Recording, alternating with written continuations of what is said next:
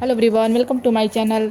घर के काम को लेकर बिपाशा और तनुजा के बीच होगी बड़ी बहस। जी हाँ दोस्तों, सीरियल के आने वाले एपिसोड में आप देखेंगे कि तनुजा बिपाशा से घर का कुछ काम करने के लिए कहती है। इस पर तनुजा भड़क जाती है कि मैं घर का कोई काम नहीं करूँगी, आप अपनी बहू अर्शी से काम करवाइए। यह सुनकर तनुजा हैरान रह जाती है कि बिपाशा मुझसे ऐसे कैसे बात कर सकती है और अर्शी प्रेग्नेंट है, वो कैसे काम कर सकती है। बिपाशा तनुजा से कहती है कि अगर आप लोग मुझे परेशान करेंगे तो मैं अपनी माँ के घर चली जाऊंगी।